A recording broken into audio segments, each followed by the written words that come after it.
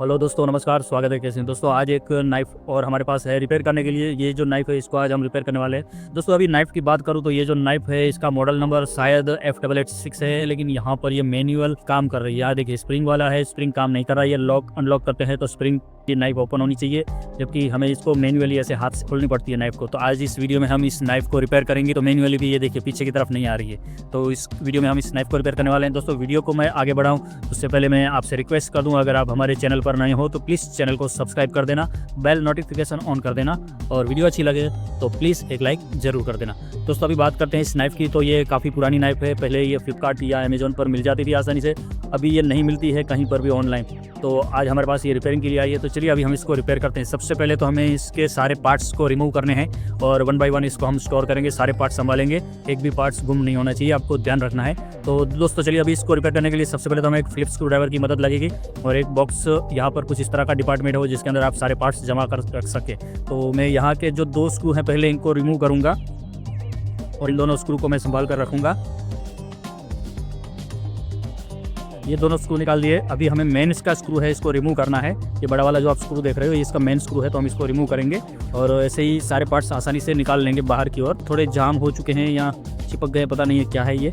तो ये इसका एक वॉशर है, यहाँ पर इसकी ये पुश वाली स्विच है, इसकी ये मेन ब्लेड है। ब्लेड एकदम वर्किंग है, कंप्लीट है, कहीं टूटी फूटी नहीं है। और इसके साथ यहाँ पर हमें इसका एक वॉशर जो आता है ब्लैक कलर का, वो 2 टुकड़ों में यहाँ देखने को मिलता है। तो अभी हम इसको भी संभाल कर ही रखेंगे क्योंकि वैसे के वैसे 2 टुकड़ों में ही इसको फिट करेंगे। तो ये हो गया। अभी इसकी मेन स्प्रिंग है जो हमें चेक करनी है कि स्प्रिंग ओके है या नहीं। तो स्प्रिंग देखने में ओके लग रही है। तो ये स्प्रिंग में आपको ध्यान देने वाली चीज़ होती है, ये एक सुई होती है यहाँ पर ऐसी बैठी वाली, और एक ये खड़ी वाली सुई होती है। इन दोनों सुई को आपको चेक कर लेना है। अगर सुई खराब है तो आपकी नाइफ नहीं बनेगी, ठीक है।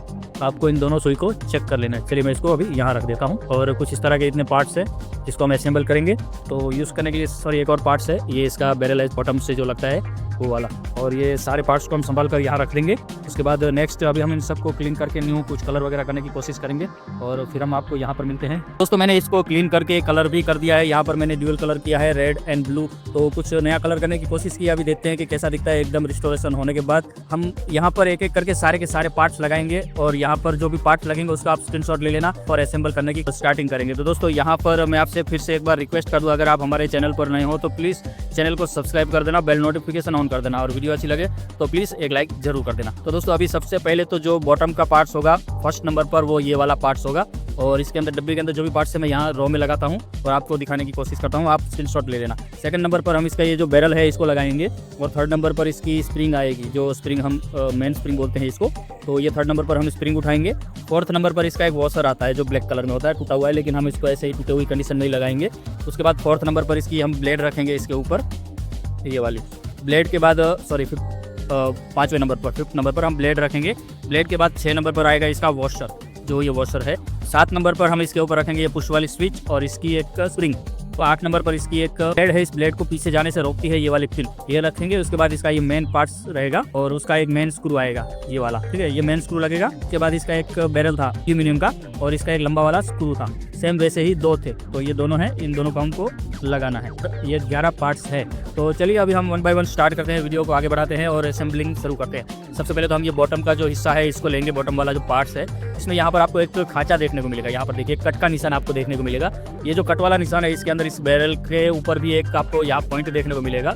ये पॉइंट को इसके अंदर मैच करवा कर बिठा लेना है कुछ इस तरह से, नहीं तो क्या होगा, आप जब भी स्प्रिंग ऑन ऑफ करेंगे ना तो ये पार्ट से हिलेगा और उसके कारण ये स्क्रू इसका खुल जाएगा। तो ये घूमे नहीं स्क्रू के साथ, इसीलिए होता है ये। तो आपको यहाँ पर ये लगाना है पार्ट्स और उसके बाद इसके अंदर की अभी स्प्रिंग रखेंगे हम। ये वाली जो स्प्रिंग है स्प्रिंग को हमें रखना है। इसके ऊपर वॉशर के जो टुकड़े हो गए हैं वो टुकड़ों को ही हम लगा देंगे यहाँ पर कुछ इस तरह से, ये रख दिया। अभी इसके ऊपर की जो ब्लेड है इस ब्लेड को हम कुछ इस तरह से होल के साथ मैच करवाएंगे और इन सब पार्ट्स को हम दबाते हुए आगे की तरफ लेकर आएंगे। यहाँ हम 2 नाखून से दबाएंगे और एक उंगली से इसको आगे की तरफ लाएंगे। साथ में ये आप पीछे जो बैरल है इसको भी दबा के रखना है, नहीं तो ये सारा का सारा पार्ट सब बाहर निकल जाएगा। ये आपको आसानी से यहाँ तक घुमा कर लाना है। इसके बाद इनको इस तरह से पकड़ के रखना है। एक यहाँ अंगूठा है, अंगूठे की मदद से आपको यहाँ आगे की तरफ से पीछे दबाना है और पीछे बैरल के ऊपर भी हाथ रखना है ताकि पीछे पार्ट्स ना निकल जाए। तो इतना होने के बाद अभी हम इसके ऊपर इसकी वॉशर है जो वॉशर लगाएंगे।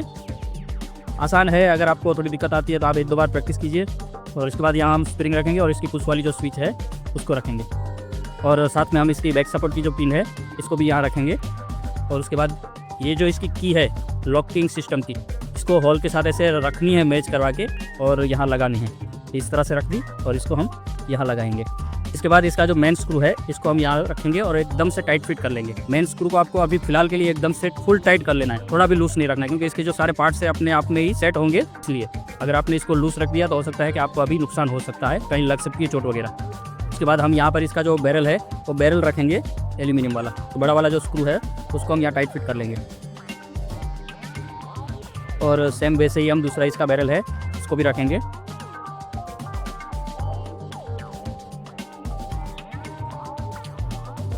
और इसको टाइट कर लेंगे एकदम। अभी इसका जो मेन स्क्रू है इसको थोड़ा लूज करेंगे, क्योंकि अभी एकदम जाम हो गया है, हमने इसको एकदम टाइट कर लिया था इसलिए।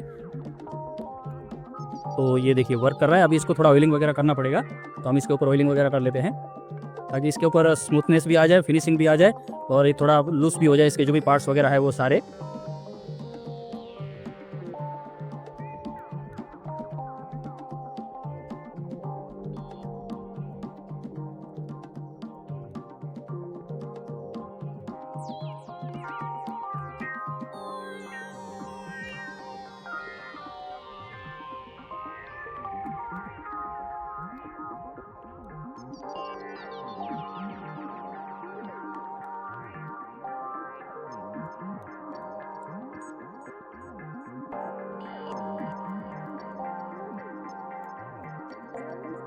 तो बहुत ही बढ़िया वर्क कर रही है।